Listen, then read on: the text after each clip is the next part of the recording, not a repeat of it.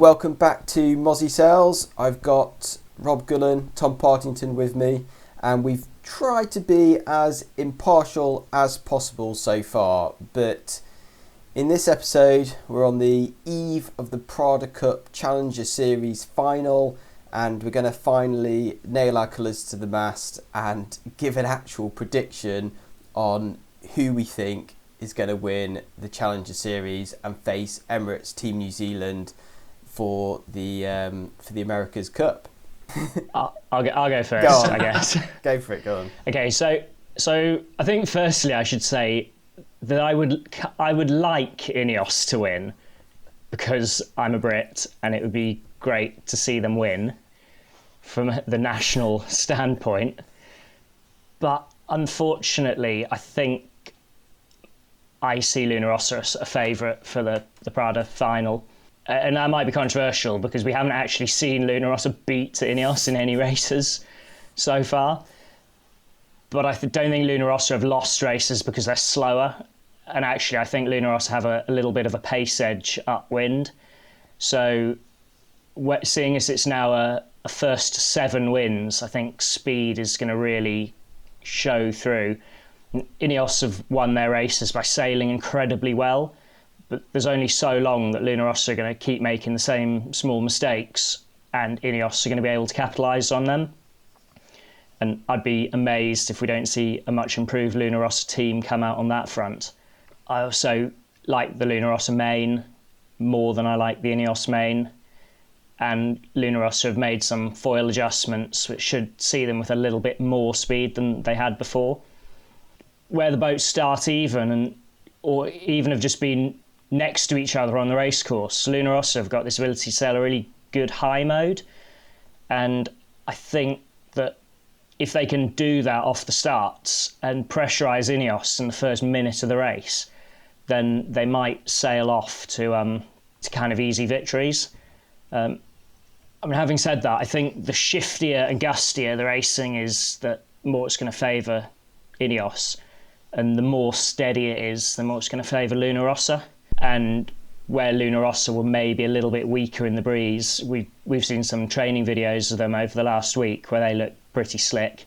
So I think we'll see them doing more two-board down leeward mark roundings in the breeze. And we've certainly seen quite a few very slick JK roundings into tacks in leeward marks. So I think they are going to have worked on a lot of their weaknesses and come out pretty strong. And what about a score? I think you have to give a score. Yeah, I think it's going to be tight. I can see it being something like 7-5, but the history of the America's Cup doesn't really say that it's going to be a tight scoreline.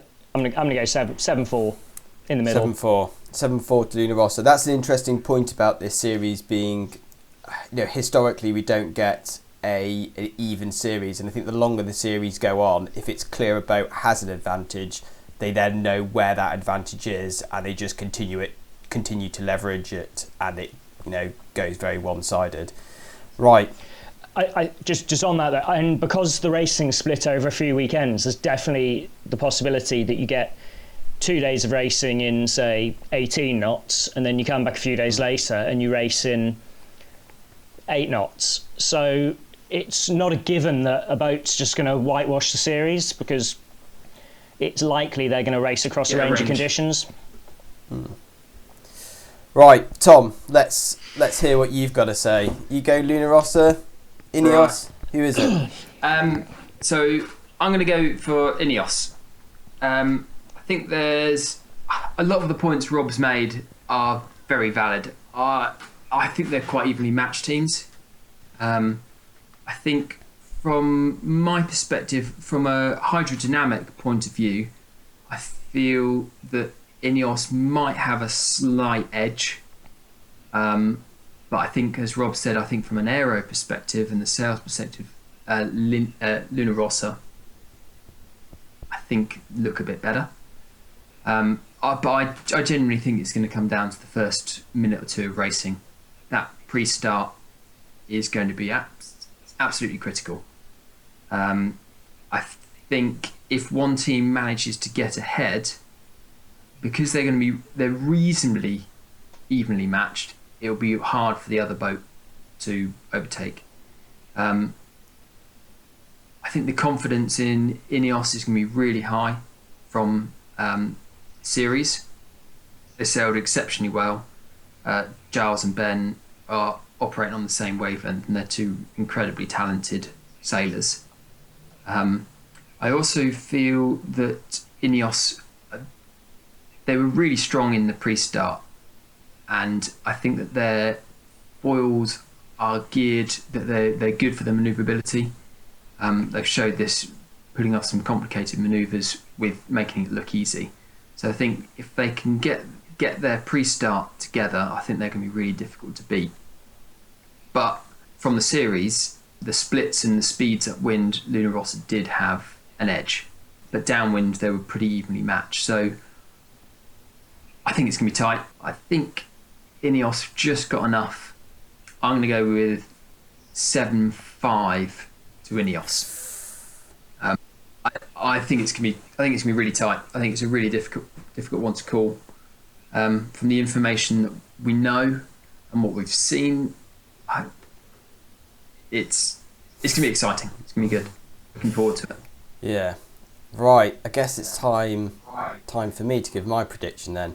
Well, first of all, I'd like to say that my favourite boat, and I've probably said this a few times in the programmes, is Luna Rossa. I love that boat. It looks beautiful. The mainsail is so clean. The whole package, the symmetry to it, I love it. However, I can't help but think there's a bit of form over function sometimes with Luna Rossa, and I question aspects like the mainsail, which looks amazing, but is it actually giving them a lot more adjustment than a boom? I'm not sure. So I think we may see ugly win out in the Challenger final series. I also think a big thing for me was Ineos going straight through to the final, and that's given them more time in the shed. And if there's one thing we know about Ineos, it's how much of a gain they can make by fixing their mistakes.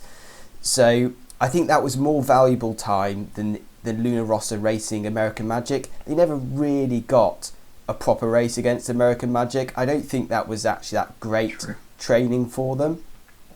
So I think it was more valuable Ineos, and we did see them testing potentially new flaps, definitely testing flap actuation and new tips quite early on in that 3 weeks they're going to have essentially not racing.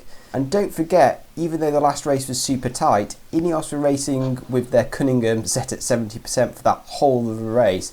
So I don't think the end of the series was maybe the completely true reflection about the speed differences as we may think. Although I do have a sneaking suspicion Luna Rossa are going to carry an upwind advantage into these finals. Finally, I like the idea of the twin helmsmen, but I don't think they're really getting the potential out of it. They've not got the true kind of like one mind, ambidextrous implementation of it that I expected. And I still think in the tight situations where they're calling crosses, lee bow tacks, the hook or not, there's still that unnerving sense of who's going to make the decision and when and the timing of it all. And even though they pointed to improved communications, I don't think Pietro Sabello's new kind of tactical strategy role really got to the crux of the issues. So for that reason, I do think Ineos are going to carry a slight kind of tactical advantage. I do worry about Ineos and the grinders. They're putting out loads more power, going full pelt, and with so many races back to back, it's going to be a war of attrition. We've not really seen Ineos in that situation so much yet. But on the flip side, because they're using less grinders, they can sub in as well, which I think is a huge benefit. There's people like Graeme Spence, who we've not seen come on the boat yet. I think in an earlier series I commented that I didn't even know who he was. Well, actually I do. I remember completely. He's a guy who is famous for falling off the AC50 and Jimmy Spittle almost running under him. He went underneath the boat and almost got hit by the foil. So I don't think we've even seen him on the boat yet. So you got these personnel are going to come in. I think that actually may may mitigate it. Ultimately, I think the scoreline is going to come down to the race conditions. Shifty and gusty favouring Ineos, light and stable favouring Luna Rossa. But if I had to put a score on it, I'm going to go 7-3 to Ineos. So quite a good win for them. So I think that sums me up. Is anyone outraged? Yeah. I mean, I think it'll be close. I think the difference might come down to Ben Ainsley, if I'm honest. I think the teams are so evenly matched, and like, no disrespect to the guys driving Luna Rossa, because they're clearly incredibly talented, but Ben Ainsley is just on a bit of a different level. He just wins everything he does. Would you be intimidated if you were going into that pre-start against him? Yeah, you would. I mean, yeah. Whereas I don't think I'd be that intimidated going head-to-head versus Spittle or Bruni. Not in the same way. They don't want to make him angry either. Yeah. I think Spittle and Bruni, I've got a huge respect for Bruni. I actually really like the chap. Jimmy, I find is fun, and obviously he's renowned for his mind games and his bravado, but it's got that kind of air of kind of cliche about what he says. You're never really sure if he means what he's saying with conviction, or if it's just him, rolling out the lines. Whereas Ben Ainsley does have that aura of... He's authentic, isn't he? I'm going to eat you up. I'm going to eat you up, basically. Mess with me, I'm sure we're going to get plenty of comments telling us we're wrong, and I'm sure once the races has happened and we've been proved to be wrong, we'll get even more stick for it.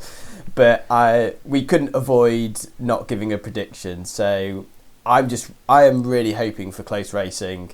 I think it's what's needed for the Cup, and I think it's going to set us up for a great actual America's Cup if we have a really strong Challengers final. So yeah, thanks for watching this video. Enjoy the racing over the coming weekends, and I shall catch you soon.